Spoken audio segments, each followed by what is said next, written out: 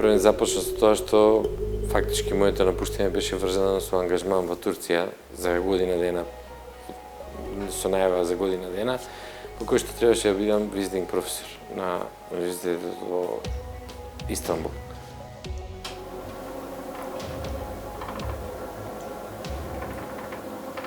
Така што ако ме прашувате буквално со што излегов со куфер за патување, со некакви лични работи за малку подолг период и со колата од Македонија. Тоа е све што имав со мене, затоа што кажувам уште еднаш, моето напуштање беше со цел да таму поминам една година. И без никаква илузија дека во меѓувреме нема се враќам. Ова е почетокот на приказната за кусопатување во 2006-та која се претвори во 11 годишно отсуство од Македонија. За СДСМ тоа е приказна за еден од нивните кадри и министер за здравство во владата на Владо Бучковски од 2004 до 2006 година. За ВМРО ДПМН тоа е приказна за политичар кој не пријавил приходи, ја злоупотребил службената положба и бегал од законот. За сопругата, семејството и лично за Владо Димов. Ова е приказна за 11 годишен екзил поради страф од политички прогон и изнасилени судски случаи.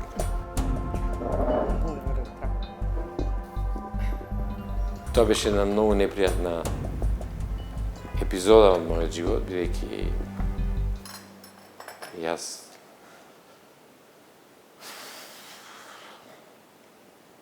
сум имал представа дека треба да оперирам, дека треба да помагам. Ова власт мислеше дека треба лисици да ме стави и дека станаа многу велики. Но сето тоа во животот на еден човек се непријатни епизоди, сето тоа во животот на еден човек се едни нови искуства, но верувајте ми дека тие го прават човекот после. Владо Димов веќе втора година живее во Подгорица. Работи како хирург во најголемата приватна болница во Црнагора. Сопатник му е сопругата Билјана, која работи како доктор во истата клиника. Децата, освен на слика, ги гледа само кога ќе му дојдат на гости. Личниот професионален успех му носи комотен живот и во странство. Како треба да ја оперираш? Нека дојде прво да ја видам, не можам ништо да кажам. Но она што за него е поважно е дека веќе неколку години тој мирно го пие утринското кафе. Причината е едноставна. Двата предмети кои против него ги покрена претходната власт не поминаа пред судовите. Првиот почнува во 2007 година кога УЈП носи решение дека имал непријавени приходи и бара од него да плати 700.000 евра данок. Веднаш му е замрзнат цел имот. Подоцна, дел е даден на јавна лицитација и покрај жалбите во постапката. Димов тогаш уплаќа околу 150.000 евра за да ја запре продажбата на неговиот имот. До тој момент тој е веќе осуден во јавноста и медиумите. Но јавноста потоа никогаш не дознава дека во 8-годишната правна битка која следи и Врховниот суд и Вишиот управен суд носат конечни пресуди во полза на Димов. Па не само што не требал да плати дополнителен данок, туку сега државата му ги должи уплатените 150.000 евра, плюс камата која може да достигне до уште 150.000 евра. Во меѓувреме доживеавме многу стресови. Нарочно тоа се однесува и за моите родители, и за моите деца, и за мојата цела фамилија земено, сопруга и све. Загубивме заедничко живење, загубивме нормален ритм на развој, загубивме, јас лично загубив да продолжам својот развој таму каде што работев, кај што действував, кај што имав придонес и кај што имав визија дека треба да продолжам да работам. Вториот судски предмет против Владо Димов почнува во 2009 година, кога 4 години по напуштањето на функцијата е осомничен дека незаконски дал согласности по кои Струмичката болница вработила 18 лица на испразнети позиции. По меѓународната потерница е запрен во Полска, но тамошното судство одлучува да не го екстрадира во Македонија. Сето тоа беше отфрлено од страна на полската држава, од страна на полскиот суд. Беше констатирано дека нити еден документ Министерството за правда и Македонија како држава, кога некого бара и е должна да достави документација полна на судот, нити еден документ од Македонија не беше дојден. Подоцна Димов дава исказ за предметот Ново Софија, каде во тој момент живее и работи. Во 2013-та е покренато обвинение со образложение дека со платите за вработувањата за кои дал согласност, буџетот е оштетен за околу 40.000 евра. Иако Димов како министер ниту вработува, ниту пак исплаќа плати, обвинителството одлучува да го гони само него, а не и работодавачот Струмичката болница. Првостепениот суд лани носи пресуда дека не е виновен за делата кои му се ставаат на товар. Но судењето за овој предмет не е завршено, бидејќи штипска апелација го враќа предметот на повторно судење. Ако биле вработени во некаква процедура за која што некој сматра дека во тие 8 месеци додека сум бил министер јас, што е продолжено до ден денес, колкава е штетата, условно кажано, од нивните плати, од нивните придонеси, затоа што луѓето работат и остваруваат нормално личен доход. Зашто ни еден министер до сега тоа не го прекинал, но напротив луѓето си работеле, затоа што таму прекршување нема и тоа е фактички и одлуката на првостепениот суд во Струмица. На крајот на патот да ја докаже својата невиност пред судовите, Владо Димов се уште не е сигурен. Зашто навистина се огрешил? Едната причина е најверојатно политичка, која што не е исклучена да не е само во ВМРО, може да е и на другата страна. А другата причина е најверојатно со оглед на се ова што сега се развива во Македонија. Сигурно и некои луѓе сматраат дека постои можност нивните предвидени веќе бизнис интереси да бидат загрозени на некој начин. И можеби заради тоа јас требаше да не видам таму. Можеби. Но што може еден министер за здравство да влијае толку на бизнисот?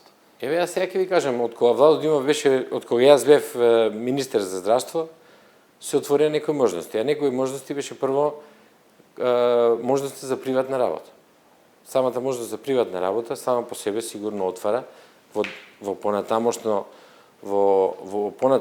период и отварање на здравствени установи, болници и такви работи кои што може да му задрат на некого во бизнисот. Јас затоа не сакам да употребувам имиња, затоа што имав доволно време да согледам. Јас не сум човек кој што го изгуби контактот со Македонија. Напротив, јас контактот со Македонија го имав многу жив. Формално правно, Владо Димов и немал пречка да се врати во Македонија, бидејќи поминаа години откако е повлечена потерницата за него. Но, иако невин пред суд, останала пречката дека веќе е осуден во дел од медиумите. Што ќе им кажете на оние што ќе речат еве се смени власта, се враќаат криминалци или луѓе кои што беа посочувани за криминал? Има луѓе кои што ме познаваат лично, кои што да правите серијали, не знам какви турски серијали, нема да ви поверуваат дека Владо Димов е тоа што власта сака да го прикаже. Но има еден огромен број на луѓе кои што не ме знаат и кои што своето мислење и својата перцепција за еден човек ја градат на основа на информација. Значи, пропагандата ме представува таков што сум бил. А креаторите на пропагандата во меѓувреме немаат никаков проблем да ги користат моите услуги за себе, своите семејства, своите блиски, независно што јас не сум таму, него сум во странство. Но тоа го знаеме јас и они, и тоа треба да го знаат сите. Додека Димов во изминатите 11 години го губи угледот во Македонија, во странство неговото име добива на цена. На последното работно место во Црнагора е дочекан како докторска звезда. Димов вjeruje da će laparoskopska hirurgija zaživjeti u crnogorskom zdravstvenom sistemu i da će taj metod prihvatiti i ostale bolnice.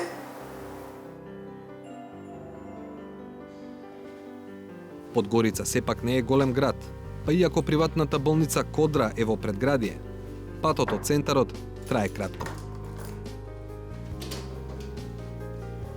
Но, долг е деценискиот ангажман на Димов до доаѓањето во Црнагора.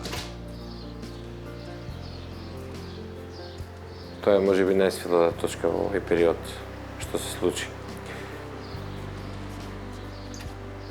Зад себе Владо Димов има искуство како визитинг професор на најголемиот медицински факултет во Истанбул. Пред Подгорица, речиси 8 години ја води мини-инвазивната хирургија во најголемата приватна болница во Бугарија, но предава и на Софискиот универзитет. Активен е во повеќе иницијативи, меѓу кои и во Сдружение на доктори на медитеранските земји за борба против ракот. Човек да се реализира надвор од својата земја е многукратно потешко, отколку да биде по друг начин. Она што е за мене значено што за благодарение на близината во која што бев, имав можност многу често да се среќавам со луѓе, да бидат мои пациенти, луѓето кои што доаѓаат од Македонија, најразлични луѓе, и контакти со професионалците, односно со доктори од Македонија кои што на различен начин престојуваа. Еден од начините на кои што престојува и контактиравме беше во дел од програмата за задолжителна едукација на докторите, во која што во неколку наврати хирузи од Македонија во склоп на програмата за таква едукација од Министерството за здравство по 2-3 месеца различно како кој престојува на нашата клиника и добива сертификат фактички од мене и од директорот на болницата Куда. Дали тоа значи додека представници на поранешната влада јавно ве осудуваа и ве гонеа, во исто време представници на истата таа влада праќа македонски доктори на лука кај вас? Па чуден е тој однос, навистина е чуден тој однос, како што целата оваа ситуација е многу чудна. Би очекувал тие да се оградуваат од таква работа, но тоа не беше така. И никој од луѓето, колку што ја знам, што беа тука, немаше никаков проблем со поднесување на сертификатот кој фактички беше од мене подпишен. Но дали политичари од Македонија, па и кои што се припадници на претходната владеачка гарнитура, бара и лично услуги за нив кај вас? Апсолутно, за некои од тие и македонската јавност знае, јас не сакам да ги споменувам имењата, меѓутоа, од ова што ме прашувате, сум имал пациенти од нивото на министри, од нивото на суди, обвинители, директори, професори, секакви луѓе профили од Македонија.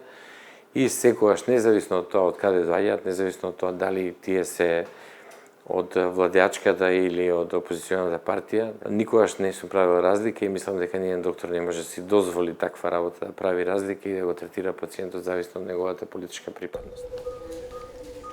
Ајде, чао. Но освен што професијата му возможила да одржи активни контакти со политичари во Македонија, Владо Димов низ годините изградил контакти и со повеќе лидери од земјите во кои работел. Па нивниот поглед не беше многу далечен од секој еден мој поглед или поглед на луѓето кои што ја познаваат политиката. Значи тоа е едно големо чудење, едно неверување, една политика на создавање на непријатели, една политика на фактички на самоизолација. Тоа е самоизолација. Сами се втурнувавме во самоизолација при која што прекина и контактите и со Брисел, прекина контактите со другите земји и почна да се храни народот со еден национализам кој што во крајна линија еве до кај не доведе, и историјата знае национализмот каде може да доведе една држава. Така да... За новата влада вели дека има шанси да ја врати земјата на патот кон ЕУ и НАТО, само ако работи напорно. Прогресот сепак мисли дека не е можен, ако не се расчисти со некои настани од минатото. Пред се прислушувањата, но и настаните од собранието од 24 декември 2012 година и упадот од 27 април годинава. Еви на крајот на денот сега се наметнува повторно лично прашање. Дали ќе се вратите во Македонија? Да одговорам директно. Сигурно дека ќе се вратам во Македонија. Сигурно дека ќе се вратам во Македонија. Јас кажав и пред тоа дека да се биде надвор од Македонија во моментите во кои што се ова случуваше е поболно него да се биде во Македонија. И сигурно дека ќе се вратам. Сигурно дека ќе сакам да ја видам Македонија од блиску. И после 11 години не знам како ќе да живеам, но ќе видам кога ќе се вратам таму, како ќе биде.